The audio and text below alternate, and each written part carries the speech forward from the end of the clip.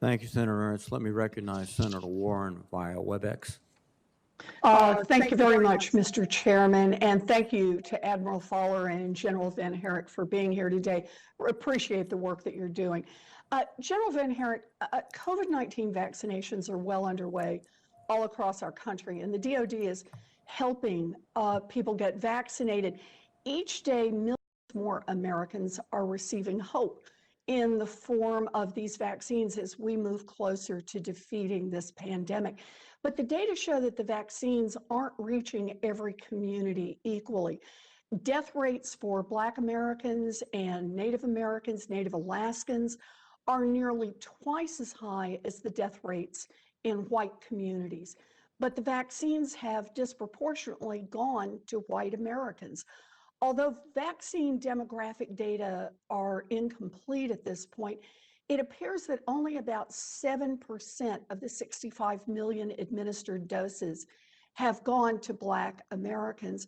So, General VanHerck, several thousand of the troops you command have been deployed to assist the federal government's vaccination efforts. Can you explain how Northern Command made decisions about the deployment of vaccine teams to ensure that communities of color are getting the vaccines that they desperately need? Senator, absolutely. United States Northern Command does not make the decision where teams go. That's due through the FEMA process, and we answer to their mission assignment and go to the locations determined by that interagency process. Fair enough. Do you know if FEMA is prioritizing communities of color? In my discussions with the acting director, Mr. Fenton, they do take all considerations in from state and local officials, governors that are asking for support, and factoring in those specifics. And based on the need of where the transmission rates are the highest, they do take all that in from my discussions. Well, it's hard then to explain why we're down at 7% vaccination rate for Black Americans. Can I ask you to commit that in future discussions, as you're talking about how to deploy these teams, that you will support making sure that we're making adequate vaccination efforts in communities of color? Senator, I commit to you that I'm agnostic with regards to where we provide support, and I'll work closely with the FEMA team to make sure we do that. Well, I'd like to hear that you're not agnostic, but that you're really committed to helping in the communities of color that are being hit hardest and where we're seeing the highest death rates. You know, I'm also concerned. I'm sorry, go ahead. I apologize. I am fully committed. I thought I said that the second part. Okay. Absolutely. I hope so. I'm also concerned about reports of Russian misinformation campaigns against the vaccine that are aimed at reducing the number of Americans willing to get vaccinated. Can you just say a word about what strategies is Northern Command using to combat this misinformation? Senator, it's an information and education campaign, primarily within our own forces. I'm happy to report to you that we have approximately 85% acceptance rate within the command. In my discussions with the Secretary of Defense and within the interagency, we've talked and shared the lessons learned about how to educate and also exploit or expose the disinformation. So I think that's crucial to combine both the education aspect and exposing the disinformation. Oh, thank you. You know, this pandemic hasn't affected all Americans equally. Black and brown communities have disproportionately suffered from COVID-19, and its effects will likely be felt for years. Northern Command and the federal government's vaccination efforts must prioritize the hardest hit communities, and I hope that you will continue to work hard to ensure that the vaccine goes to those who need it most. Thank you very much, and thank you, Mr. Chairman. Thank you, Senator Warren. Senator Tillis, please. Thank you, Mr. Chairman. Gentlemen, thank you for your decades of service. General VanHerck, I want to go back and just finish or make sure I understood. With respect to any DOD resources supporting local mission objectives around vaccine dissemination, you're there to basically provide personnel support after the decisions about where to administer the vaccines, which population should be prioritized. You're not actively involved in that prioritization process. Is that correct? Senator, that is exactly correct. Okay, thank you. Admiral, I had just maybe an addendum to the request that Senator Wicker made following on to Senator Shaheen's comments. This one graphic that shows China influence, I think what would be helpful in there is just to show American influence, but also to show the trend lines. My guess is, based on a comment that you made, they're trending in the wrong direction. So I think it would just be helpful when you provide that graphic to show us the areas, the heat map on where we really need to muster more resources. On the TCO graphic, you all summarized the disruption in terms of narcotics. I think 303 metric tons in FY20. How does that compare to FY19, and what are the trend lines for FY21? In overall amounts, Senator, it's comparable. But what's significant about FY20 is the impact of global pandemic. So we know that for a time, the narco traffickers went to ground and didn't push as much of their product. And then when they did, because a lot of border controls were tighter and the methods of delivery were harder because economies had shut down, and they ride their traffic on the backs of the economy, so they were having difficulty getting precursor chemicals and so on. When they did start pushing it, it was in smaller loads in different routes. What's significant about the DOD's performance, and as part of the whole nation effort, what we do is we detect and monitor and pass that off to law enforcement, is that we never stepped back, we stepped up in the face of pandemic, and we accounted for a significant increase of the amount that we targeted. So while the total amount was the same, our percentage of getting at effective targets was up, and that was because we did have a modest increase in resources throughout the year. We had the United States Navy stepped up at the direction of the SecDef with Navy ships, additional P-8s, and the Coast Guard sustained their always excellent support. And what we saw is when the U.S. stayed on the field, our partners stayed on the field. So overall, we held the line as part of the effort. We'll never interdict our way out, but we've got to keep pressure on that part of the supply chain. The Colombians did their part. They had a record eradication year. Where we need to go next is in the finances, into their data, into that source of their power, and really break the center of gravity of these organizations. And I think we can do that more effectively with a better, effective targeting and whole government approach here in the U.S. and training our partners to do the same. Thank you. Something that would be helpful, if you don't have it available, I'd also be interested in a similar update on human trafficking disruption. If we could just get that submitted for the record, I would appreciate it. At the southern tip of your area of responsibility, General VanHerck, and Admiral, the northern, what's the change in posture? What's the environment like now as compared to, say, this time last year? I mean, military presence, I know even at the southern border, the southwest border of the United States, we had stepped up Mexican military presence. What is that? How would you summarize that today? And then also the southern Mexico border and border states. What's their posture there trying to manage flow of immigrants moving across those borders now compared to a year ago? I'll go first. From the Mexicans' perspective, they're tremendous partners. We have a fantastic military to military. Are they maintaining the same sort of operations tempo that they have for the past year or so? They are. They've been great partners. The same for Guatemala. They're committed. They're committed to doing the right thing here, but they're stressed with COVID and the other insecurity by the transnational criminal organizations. So their ability to surge more in the migrant problem says is limited.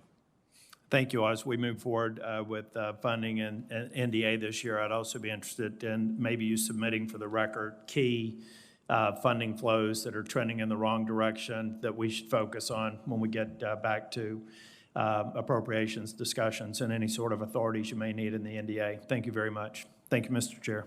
Thank you, Senator Tillis, and let me recognize Senator Manchin. Thank you, Mr. Chairman, and thank both of our panelists for their service to our country, and we appreciate very much you being here today. Admiral Fowler, I don't think it's possible to overstate the threats our adversaries are posting in your area of responsibility in AFRICOM because they know whatever investments they make in South America and Africa are cheap and will pay dividends in the future. At the end of February, U.S. Army South finished pre-deployment training for Operation Alamo Shield to prepare 1st Security Force Assistant Brigade personnel for future missions in Colombia, Honduras, and Panama. In addition to our state partnership program's ongoing training and advising operations like this one on the crucial for promoting interoperability and relationship building your area of responsibility. So my question would be, what specific training programs in Southcom going to develop to increase the capabilities, the capacity, and to further combat the growing concern for corruption within the ranks of our partners, and especially with the migration that we have going on right now? Can't they play a bigger role in that, sir? Senator, I'd like to commend the West Virginia Guard, which does fantastic work through the state partnership program with Peru, and has been an active participant in our exercise program. You cited the Security Force Assistance Teams that the United States Army has developed. That is exactly the right capability. It's small teams that focus on training. You think 4 or 5 people, and our partners want to emulate the professionalism of the United States Army, United States Navy, Coast Guard, Air Force, Marines. And that's the way forward. Stay engaged on the team, on the field with the small teams that train our partners' trainers in the professional use of force, that involve women, peace, and security training, that involve human rights training. This is the way to go, and we're continue to emphasize and strengthen those programs, Senator. Thank you, sir. And to General VanHerck, our current major ballistic missile defense assets around the globe include the GBM-D, THAAD batteries, Aegis systems, and PAC-3 missile capability. As China and Russia continue to increase their influence abroad, I am concerned that their objectives provide them with the ability to deny us access, break apart our relationships, further corrupt governments, and ultimately place threats closer to the U.S. However, as we begin to think in terms of hypersonic threats, geographical location doesn't mean much anymore, and the importance of early detection and coordination between the combat commandments becomes an even more crucial concern.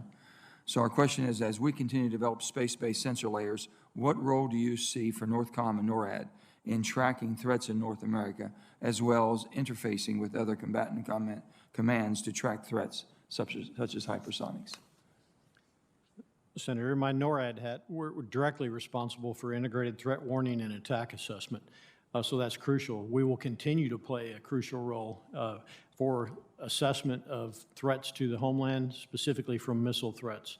I am concerned about the ability going forward to track and assess hypersonics. And so we must go to space. And in my recent discussions just this Friday, talking with John Hill at the Missile Defense Agency, they're moving out. What we have to provide is space-based capabilities to track hypersonics, especially as they maneuver. And those space-based capabilities have to provide fire control capability data to systems that will be able to engage hypersonics. That's crucial for that deterrence by denial aspect that I mentioned earlier that also contributes to overarching deterrence.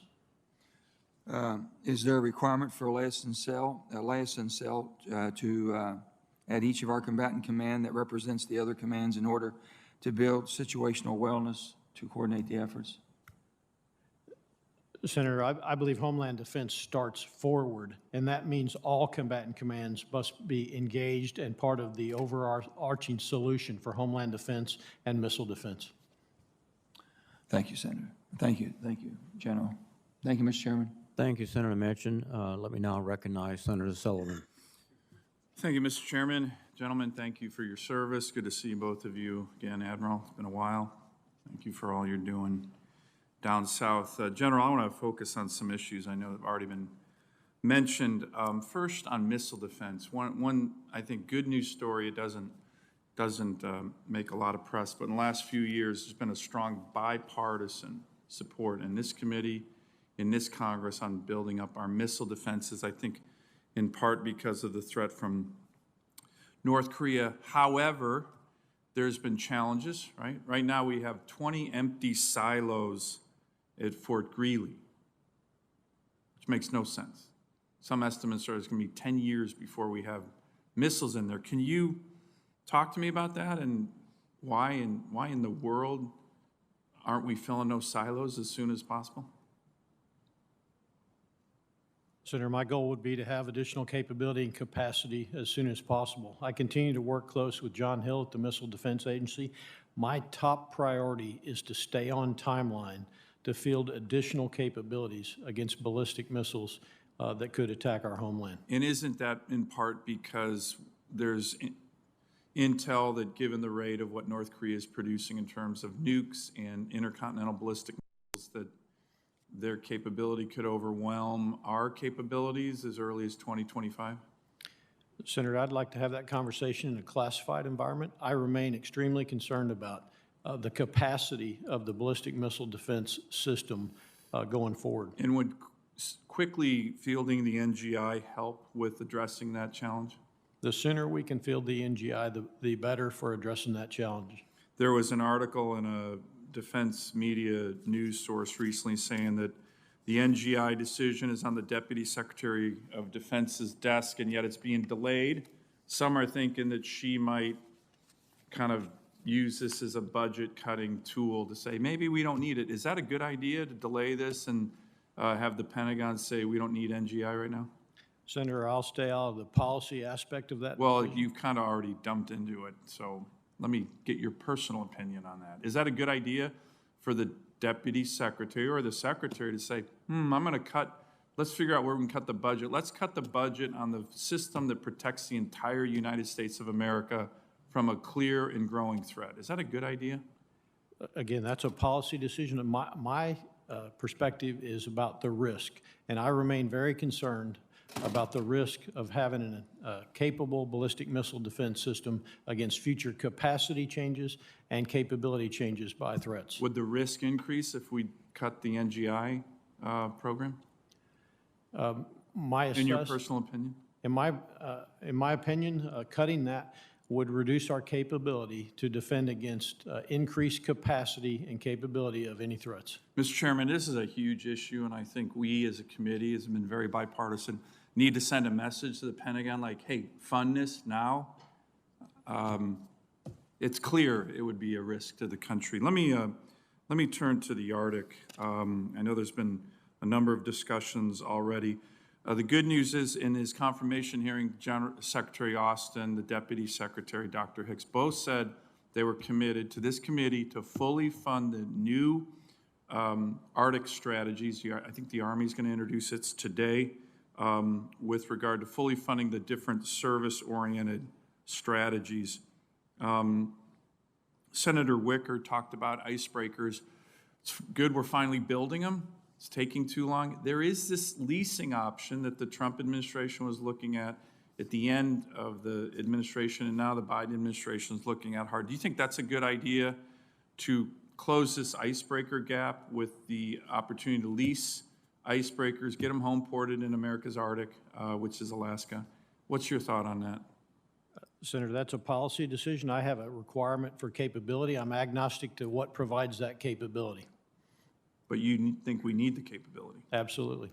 Good. So do I. So does this committee, by the way. Let me ask one final thing. There's going to be a meeting, high-level meeting between our diplomats and Chinese diplomats in Anchorage Thursday and Friday. We talk about Alaska in terms of the Arctic, but as you know, General, Alaska also is critical for the Asia-Pacific, particularly as we look at dispersing of our forces. We had the PACOM commander here last week talking about challenges perhaps in the Taiwan Strait as early as 5 to 6 years from now. How important is it, do you think, that the Chinese, when they come to Alaska, see that there's, within the end of this year, going to be over 100 fifth-generation fighters based in Alaska that can get to the Taiwan Strait probably in 6 hours? Senator, Alaska is a strategic location. It's a strategic location for homeland defense, something that we must preserve and preserve that capability. I think it's important that they see our capabilities. It's part of our overarching deterrence. Great. Thank you. Thank you, Mr. Chairman. Thank you, Senator Sullivan. Let me recognize Senator Peters, please. Thank you, Mr. Chairman, and gentlemen, thank you for your testimony here today and for your service every day. General VanHerck, a seldom discussed area of the civil support mission is chemical, biological, radiological, and nuclear response. And this is good considering the subject matter, but as long as supporting units are resourced appropriately, we can be more assured. So my question is to you, sir, is that the Command and Control CBRN Response Element B has experienced a cumulative 25% decrease in funding over the past 3 years. And I understand these are Title 32 funds, and I know that you don't control those funds, but the effect should at least be of concern to you because of the unit augments Northern Command for CBRN and DSCA more broadly. So my question to you, General, is does the decrease for the Guard and Reserve C2 element reflect your priorities or those of the Army North and Joint Task Force Civil Support? First, I would say I remain confident in my ability to provide support in case there's an incident, chemical, biological, radiological, in the continental United States. With regards to the specific prioritization, I would say that I need to get further detail on the cut for Title 32. I'm not tracking that, but we're well integrated with state and local authorities and have our capability ready to go, some of it on hours notice, others on days notice. So I'm confident in my ability to perform that mission. Well, I appreciate that, and you're willing to take a look at that and get back to us. We could follow up with you. I will. I appreciate that. Thank you. Admiral Fowler, the Southern Command takes a non-traditional approach to intelligence, integrating public information with advanced analytics, artificial intelligence, and machine learning. My question is this in-house RDT&E effort unique to the Southern Command? The non-traditional efforts that you speak of through our Special Operations Force looks at big data and what the enemy's doing in big data is commercial available information, machine learning, artificial intelligence. It is a unique effort that is now being replicated, and it is a key area that we need to emphasize in our intelligence efforts going forward, appropriately working within the U.S. whole government. This data, it's data that my shipmate, General VanHerck, talks about, and stovepipes in that data that we create with our own policies have to be broken down so we can leverage that to understand what the threat's doing. And certainly our malign actors that are working this hemisphere, China and Russia, they don't respect laws when they look at exploiting that type of data for their own benefit. You mentioned some of that's being replicated. Are you aware of some similar successful methods with other combatant commands or the intelligence community? We have another a pilot program that we've worked to look at cryptocurrency. In this hemisphere, with only 8% of the world's population, 60% of the cryptocurrency is being leveraged, and that's because of the plethora of transnational criminal organizations that are wreaking violence in the hemisphere. And so that's a concern. So how do we get at that center of gravity to break the backs of these threats, working with Treasury and other partners in support of? We're not looking to take the lead here. We're looking to play the appropriate role. So there are efforts, and those efforts are, frankly, funded every year on unfunded requests or through additional support from Congress. So we need to appropriately sustain that going forward. Thank you. On Thursday, NORTHCOM will begin a global information dominance exercise, and I understand that 9 of the 11 combatant commands are planning to participate in this exercise, which is meant to prototype and test a set of AI tools. And I know that there was some discussion about Pathfinder earlier, but the intent is to support joint all-domain command and control implementation. So my question for you, General, is can you explain why these types of exercises are absolutely critical to our modernization and readiness efforts and why NORTHCOM is leading this initiative? Absolutely, Senator. From the NORTHCOM and NORAD perspective, we view data and information as a strategic asset. And so we're conducting these exercises to bring everybody together to show the true value and the importance of the strategic ability that we can utilize information and data. And so we look forward to continuing to partner with the combatant commands and services and bringing them together to demonstrate capabilities that can not only help us in conflict, but more importantly, help us de-escalate in crisis and to deter in competition. Great. Thank you, General. Thank you, Senator Peters. Senator Kramer, please. Thank you, Mr. Chairman. Thank both of you for being here. Generals, appreciate your service, Admiral and General. I'm going to start with you, Admiral, because early on, in response to a question from Senator Inhofe, you had cited the fact that you only get 1% of the ISR. And that was fairly stunning to me, especially since the Air Force has been trying to retire the RQ-4s and cut the production of the MQ-9s, two systems that we're very familiar with in North Dakota, of course. They're operated quite effectively out of our state, one by the Air Force in Grand Forks, the other by our Guard in Fargo. And one of the reasons that they use for wanting to cut production or retire, and realizing some of it's they want to save money for new systems, and that's noble, and we need to make some tough decisions about that. But one of the reasons they use is that these platforms aren't survivable in near peer competition. So my question to you, Admiral, is could you use RQ-4s and MQ-9s in your theater, and is there a significant threat to the survival of these platforms at Southcom? Well, as you mentioned, Senator, we received less than 1% of the DOD ISR, and it's a prioritization, and there's global challenges, and I recognize how that plays out. This is a good environment in Southcom for unmanned. We have had, for the first time ever, an MQ-9 through the past year, and we have Customs and Border Protection MQ-9 as well. And they've proven their utility because they can stay on station for a long time and stare at the threats. They can also learn in general about the environment beyond the transnational criminal organization threats. So we have the understanding that we need to ensure that we're appropriately postured moving forward. Thank you, Admiral. General, thank you for our discussion last week. I enjoyed it very much, found it very interesting, learned a lot, as is often the case. And one of the things that you and I talked about, of course, was the fact that NORAD Northcom participated with the Air Force Research Laboratory in an over-the-horizon study that included some testing at Camp Grafton, North Dakota, our National Guard camp, as part of the OSD Coalition Warfare Program-funded Arctic HF surveillance program. And we were told, of course, that the results exceeded expectations. My question to you is, do you still see the need for an over-the-horizon radar system and capability, and do you expect further, more advanced testing anytime soon? Senator, my focus and top priority is domain awareness, and over-the-horizon radar would certainly contribute to domain awareness. My understanding is right now, with regards to the test that you're talking about, the current Northern Strategic Approaches Study is with the Air Force. We're waiting for that to come out. I talked to General Brown on Friday about that. Once that report comes out, we'll be in a better position to see on the way forward with the research lab or however we're going to pursue that. But domain awareness is at the top of my integrated priority list.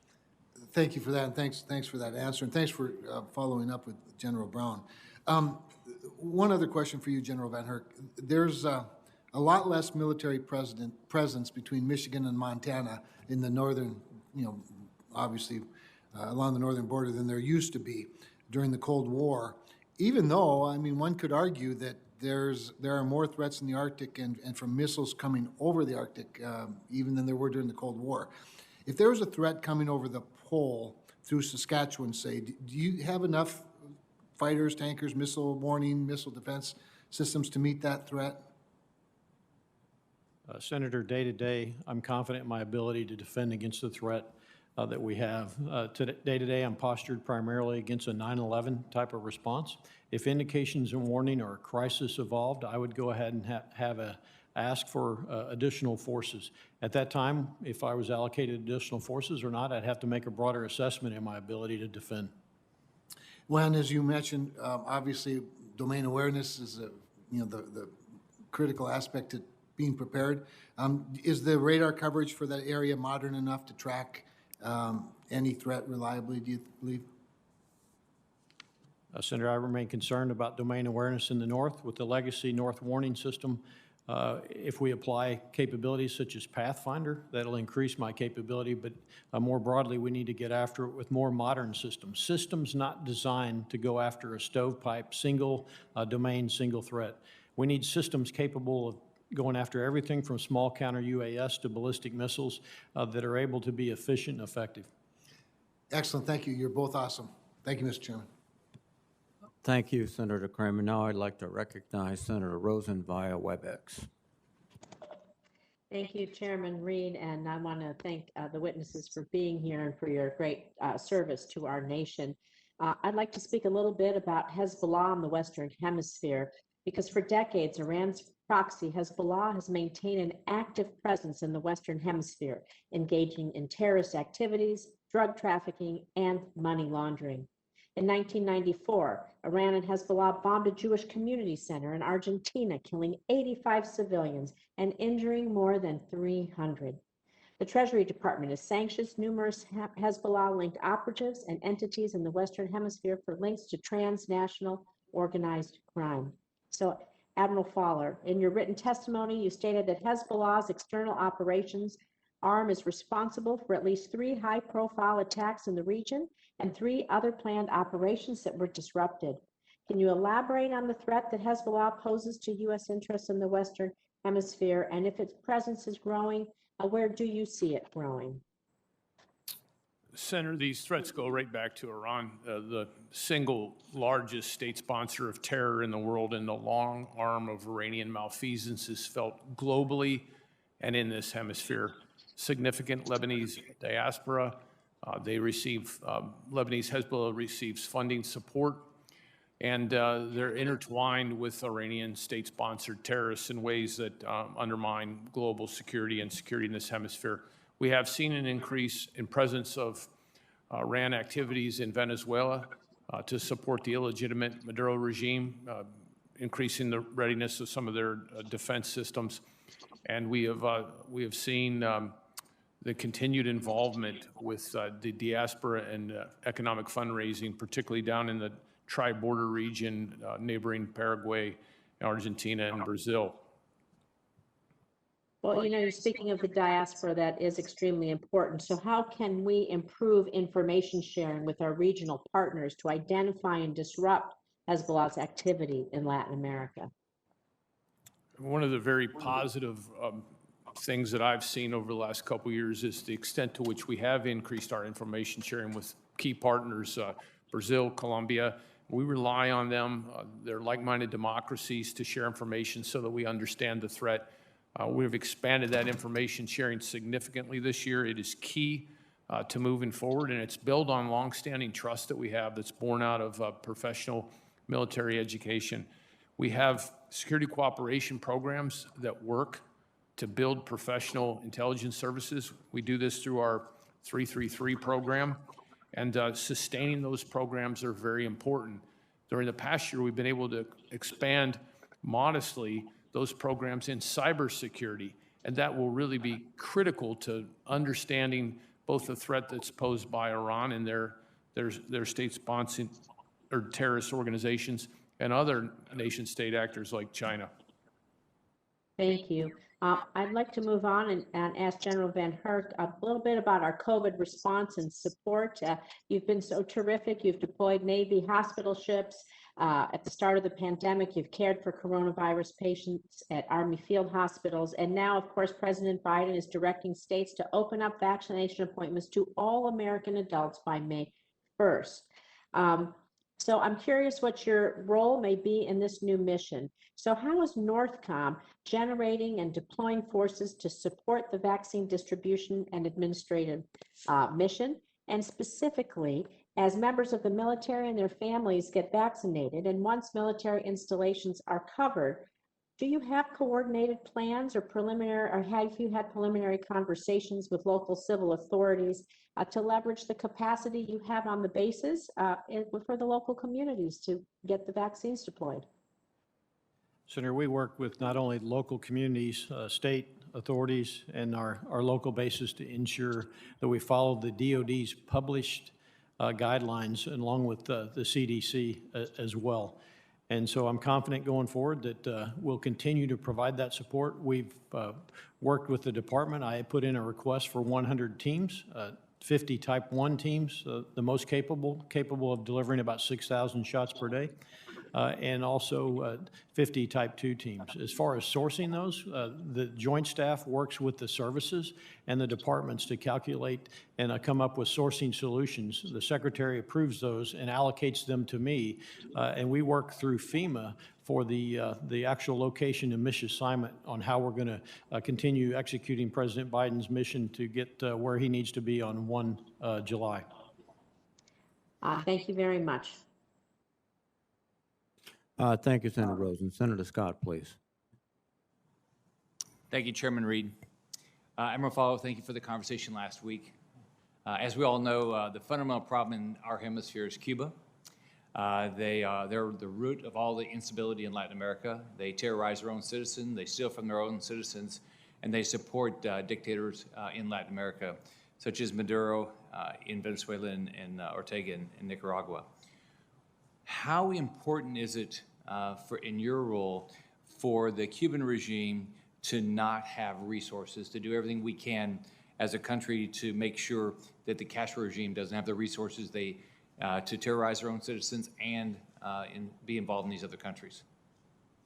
In addition to the nefarious activity you cite, Senator, Cuba and Russia and China are actively engaged just miles from our home state.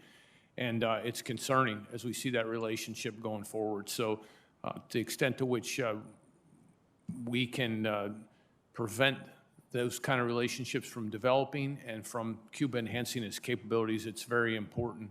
And one of our assets, one of our real strategic toeholds in that effort is our naval station at Guantanamo Bay.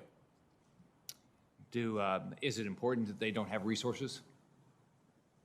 I think it's extremely important that we prevent the Cubans and their communists from doing what they're doing in Venezuela, where they're keeping Maduro in power and where they're undermining. We see them actively undermining free and fair elections and democracies across the hemisphere. So yes, Senator. What's their involvement in Venezuela now, and are they part of provoking Venezuela's aggression against Guyana? Cuba's Praetorian Guard keeps Maduro in power. They're there in the thousands. They own the intelligence service alongside Russia primarily, and Iran and China to a lesser extent. They're supporting, maintaining Maduro's defense systems and security forces. And undoubtedly, that then gives Maduro the capacity and capability to rattle the saber and threaten the neighbors, and also, frankly, allows a safe haven for narco-traffickers and narco-terrorists, which is what Venezuela has become. It's hell for its citizens, and it's heaven for the terrorists. So what can your command do to confront the reports of illegal shipping activity out of Venezuela? We're actively involved with all our interagency partners to track that, learn as much as we can about it, and then provide that information to our diplomats who can call it out and come up with solutions that support the whole government efforts to shift Venezuela to democracy. Have you or our government through sanctions been able to do much to stop the flow of oil from Venezuela to Cuba? The pressure has worked. The Maduro regime has been denied resources, but in any of these things, they're very clever when you have no regard for rule of law and corruption fuels everything you do, and you're supported by nation-state actors like Russia and China. You can circumvent rules and laws, and they've been able to keep the flow up just enough to maintain their economy, particularly the regime's grip on that economy and its people on life support. Can you talk a little bit about the humanitarian crisis both in Cuba and Venezuela as a result of the Castro and Maduro regimes? Well, the United Nations Human Rights Report lays it out. The atrocities that the regime has committed on the people are beyond compare in this hemisphere, and have created the largest migrant crisis this hemisphere has ever seen. Some 5 million migrants that have swelled the the services and of all the social services. It's why we deployed hospital ship Comfort twice in a year's period prior to the pandemic. It's a credit to Colombia and Brazil and other democracies that they've been able to handle it as effectively. I commend them. And similarly in Cuba, it's and that's we've had past migrant crisis, and we have a mission set to prepare with Homeland Security for that. We've seen a slight uptick this year in migrants coming out of Cuba. We're watching it very closely, and undoubtedly, again, it's due to the brutal economic conditions and the repression that we see, and we study that intensely in our intelligence and information sharing efforts. Thank you, Admiral Fowler. Thank you, Chairman. Thank you, Senator Scott, and let me recognize Senator Kelly, please. Thank you, Mr. Chairman. Admiral Fowler, you and I had an extended discussion last week about activity in the region, as well as some of the push factors contributing to migration flows that are exacerbating the challenging situation at the southern border. I'd like to focus on the strength of criminal organizations in the region. A recent report by the Center for Strategic and International Studies found that the countries of the Northern Triangle lose more than 3% of their GDP to organized crime each year. These TCOs also contribute to outsized homicide rates and undermine governance and security in the region. The bottom line is they're in some ways better resourced than state actors and have proven capable of trafficking guns, money, drugs, and people. It's a major problem. Given these dynamics, do you feel you have the authority necessary to conduct operations that will effectively disrupt their activity in the long term? They, as you mentioned, Senator, they control territory. They're well-funded. They have a strength of in close to 200,000 when you look across the region, which is on par with all the police and military forces in total. So a powerful enemy to host nations, democracies, and direct impact on our homeland defense here in the United States. Our role is appropriately in support, detection, and monitoring, which means we find out as much as we can, and where we have authorities, we pass that off to law enforcement to interdict.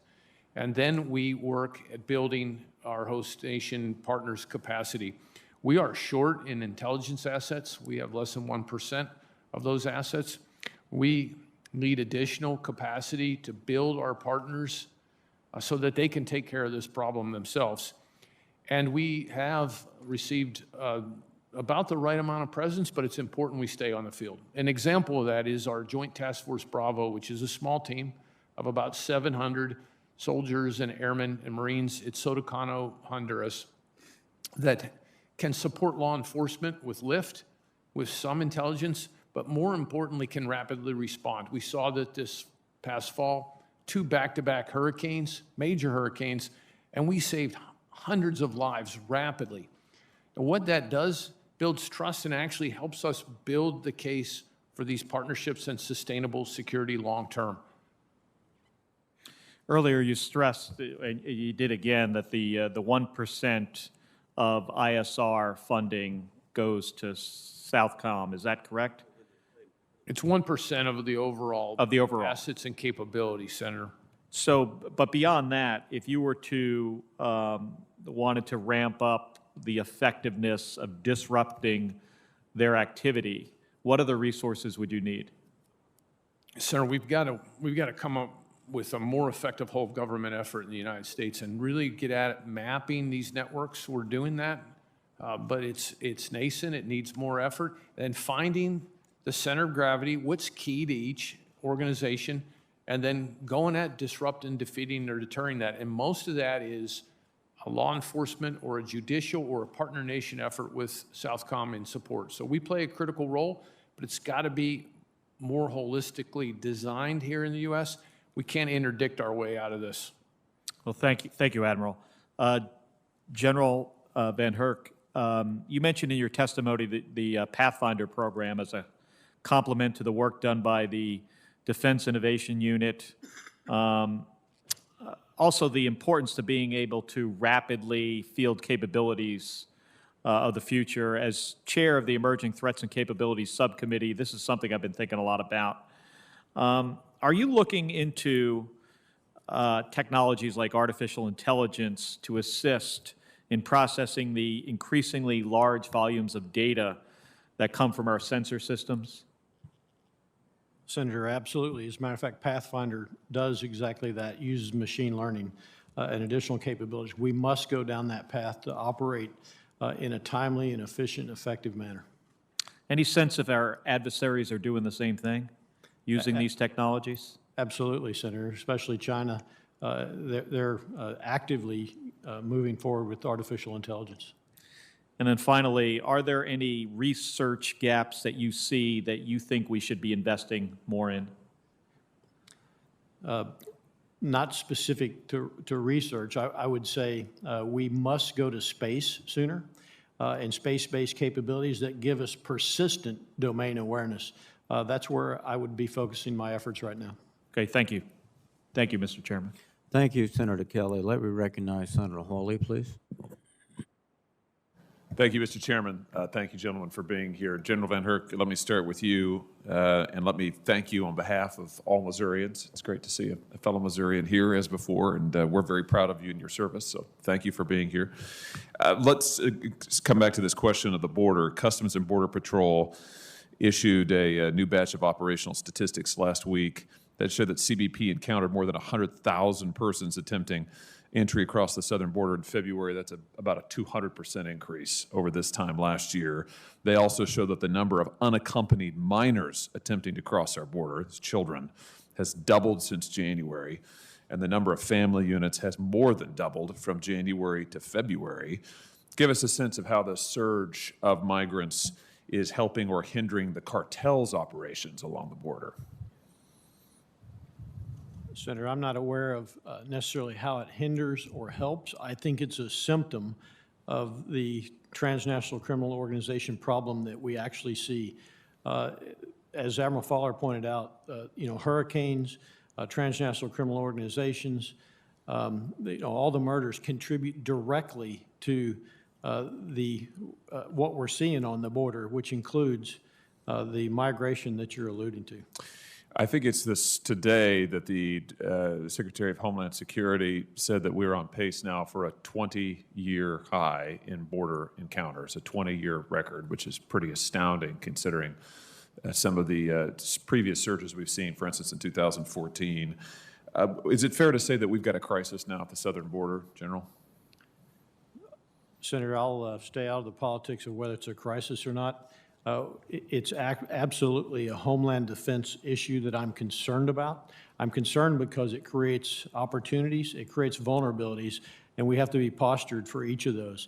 The vulnerabilities that it creates for us is instability. It creates instability in governance. It creates instabilities in the rule of law, if you will, in neighboring countries.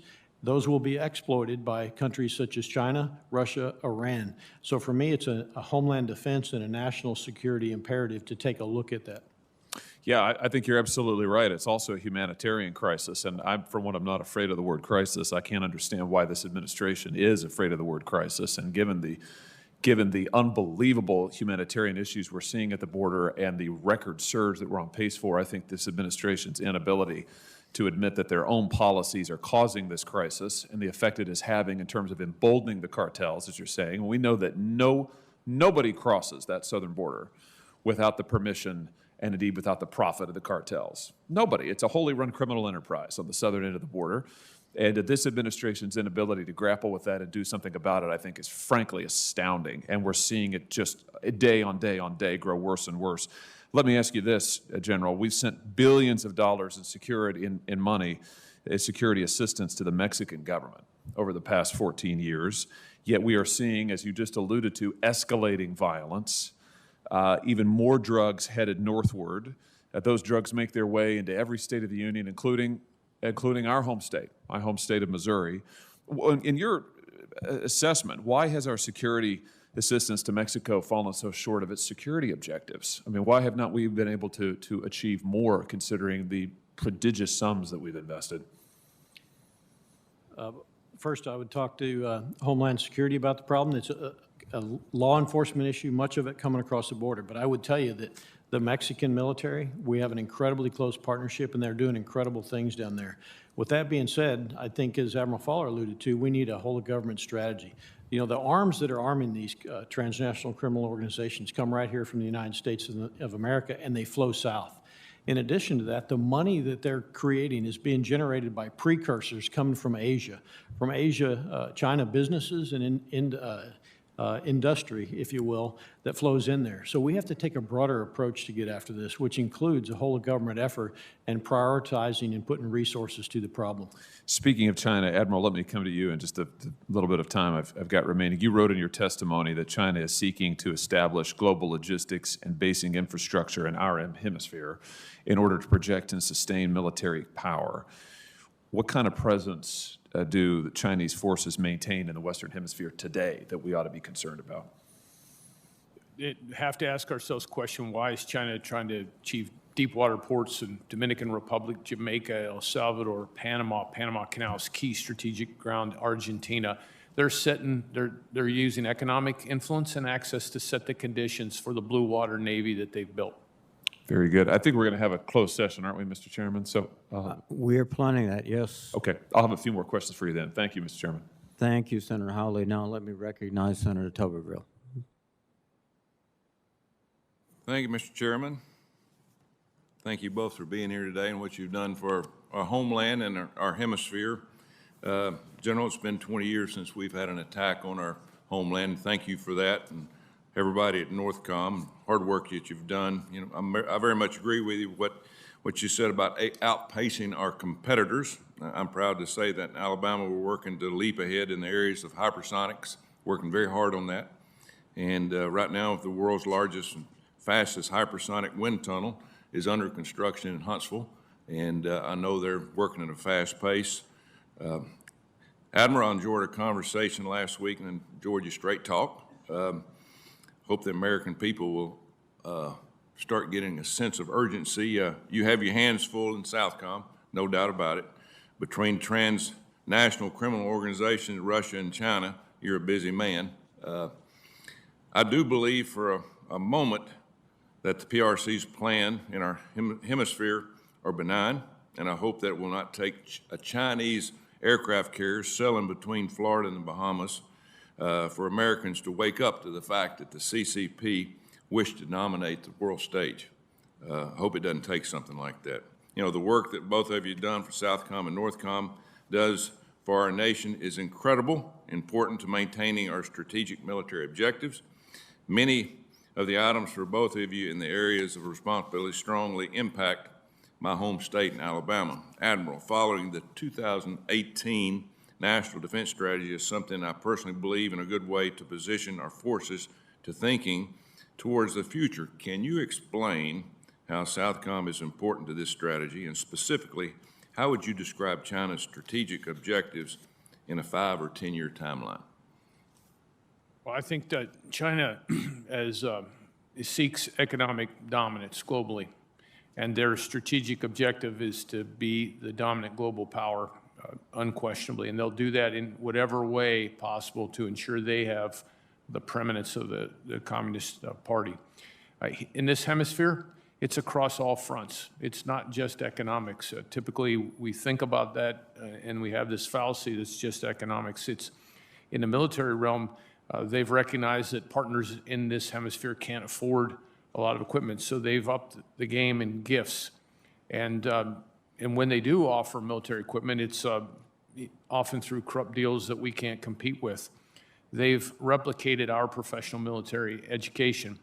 They have ubiquitous IT solutions. They have created engineering and cyber scholarships for military personnel that goes beyond the kind of education and training that we offer in our IMET programs. They have expanded their defense attaché presence. They have at least turned a blind eye to a range of illegal activity, unregulated fishing, unreported fishing, illegal mining and logging. And all this is done in an environment fueled by corruption with no regard or little regard for human rights, and trying to right their version of the rules of the game. We've got to stay on the field to compete. We do that well. No one is better than the United States military, Department of Defense, but we've got to work hard and tirelessly with the sense of urgency that you mentioned to stay number one in the game and to be the best. Thank you. General, in regards to our southern border security, we hear all the negatives. What do you think's improved the most in the last 4 years? And then what worries you most looking forward at the southern border? I think the coordination between the department and the interagency with regards to, since 2018, has been probably the biggest improvement. With regards to what worries me most is about having domain awareness and the opportunities and vulnerabilities that I already talked about in our own Western Hemisphere for state actors such as China, Russia, or Iran in our own neighborhood due to instability, due to ungoverned areas and spaces. So I'm significantly concerned about what's going on right here in our own hemisphere and neighborhood. You think we need a wall? I'll stay out of the politics of a wall. Border security. Not politics. You think we need one?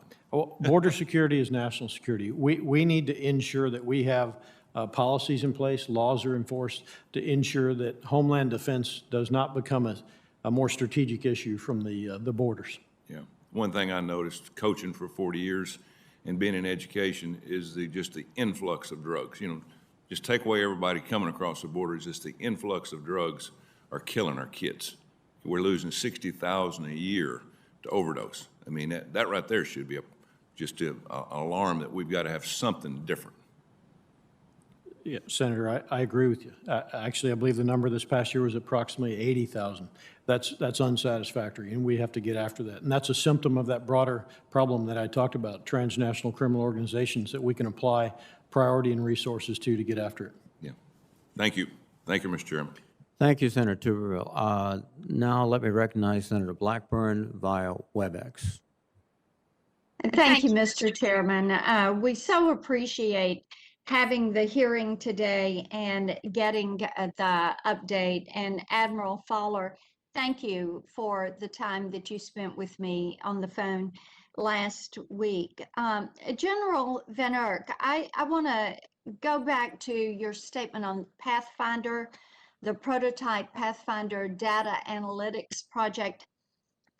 This is the kind of project that I think attacks two primary concerns with DOD data streams. One is the stovepiping and the other is the need for modernization. And many times I sound like a broken record, if you will, by talking about what has happened with DOD through the years as things have become so stovepiped, and the need for this modernization because information is power. We all know that, but you have to be able to analyze, to share, and to make actionable that data. So my question for you is, how could the Pentagon better utilize some of these emerging technologies, such as artificial intelligence, such as the data that we're getting via ISR, and the AI that is used by Pathfinder to really make that information accessible, shareable across platforms and divisions, and actionable when you're looking at how you implement plans for the future, how you change plans based on the information that you are getting? Senator, first I would tell you I'm encouraged by the joint warfighting concept, which also has a supplement for information advantage that will help us move down this. As far as utilizing the data, I agree it's a strategic asset, if you will, data. We can utilize it to not only dominate in conflict, but to create deterrence day to day. So for example, as an operational commander, this data that's available to me, if I utilize it with applying artificial intelligence and machine learning, and then disseminate it to key decision makers, I'm able to position forces ahead of a competitor or adversary's actions, which creates deterrence. It's that deterrence by denial. But we must go faster in the department. And 30 years ago, the department led the way with innovations. Today, I think that paradigm has flip-flopped to where much of industry and Silicon Valley is leading the way forward, especially with regard to data. And so we need to take a look at our acquisition processes, our modernization processes, and potentially flip the paradigm to stay competitive. Do you feel like that the Pentagon itself is flexible and agile enough to make these changes, utilize this data, make a change in a game plan immediately, and apply what they're learning from that intel? I believe that the Pentagon has proven over history to be incredibly successful in adapting when we need to. It hasn't always been as fast, and that's one of the reasons I talk about it. We have to have some culture change. I would also tell you this may require some looks at policy. It may even require some looks at law to utilize data differently as we go forward. What we don't want to do is create capabilities that we can utilize, and the policy that we have and the laws that we have don't allow us to be successful with the data and the information that's available. Thank you for that. I may come back to you for some specifics. Admiral Fowler, we've talked a lot about China this morning and the transnational organizations, but as you look at dealing with China, whether it is through fentanyl and drugs or Belt and Road or great power competition, what do you not have access to in Southcom that you need? Well, as we've discussed, China is a global threat, and we've got to address that challenge holistically across the U.S. government. In the Southcom AOR, we have to be appropriately postured, so we need the right footprint of forces working with our embassies and our interagency team to stay engaged with our partner. So additional locations for presence, not permanent, but access is really critical moving forward. So it's the teamwork concept with our allies, correct? Correct, Senator. Okay. Thank you all for that. Thank you, Mr. Chairman.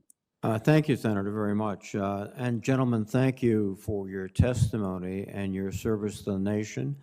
Let me remind my colleagues that upon adjournment, we will immediately move to SVC 217 for a classified briefing by Admiral Fowler about increasing Chinese influence in the Southcom area. There also is a vote scheduled for noon. So we will accomplish both. I'll see you shortly over there, Admiral Fowler. And General, thank you for your distinguished service at Northcom. No further business before the committee. I'll adjourn.